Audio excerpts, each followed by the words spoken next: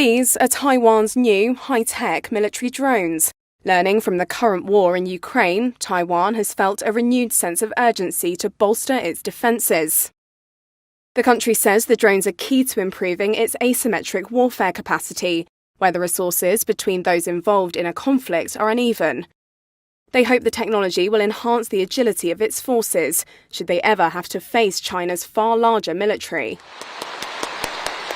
China, which has never renounced the use of force to bring Taiwan under its control, has ramped up military activity near the democratically governed island in an effort to force it to accept Chinese sovereignty.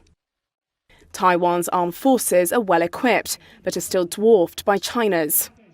The latest models of the domestically produced drones were displayed at the military-owned National Chengshan Institute of Science and Technology. Here's Chi Li-pin, Director of Aeronautical Systems Research Division for the organisation. Bold use is one of the options available to us.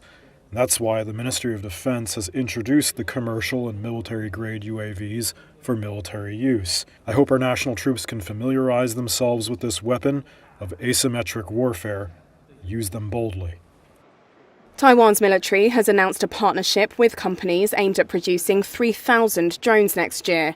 Among the items on display was an attack drone with loitering munitions that can cruise towards a target before plummeting at velocity and detonating on impact, as well as surveillance drones.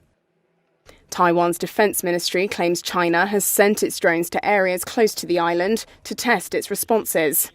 It added in a report to Parliament this week that China was quickly building up its combat capacity with drones, including swarms of flying robots. China's Taiwan Affairs Office did not immediately respond to a request for comment. The electronics giant Samsung says it plans to pour a massive amount of money into what could end up as the world's largest base for making computer chips, some $230 billion over the next 20 years. According to South Korea's energy ministry, Samsung will build 5 new chip factories at the base and bring in more than 100 smaller makers of parts and of fabless chips, as well as R&D groups. Wednesday's announcement is a key part of South Korea's plan to give its domestic tech sector a boost. Samsung represents the bulk of a strategy for the country to become a major player in a field dominated by Intel and Taiwan's TSMC.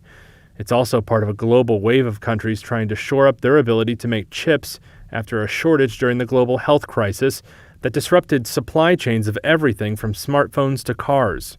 That wave also includes the United States.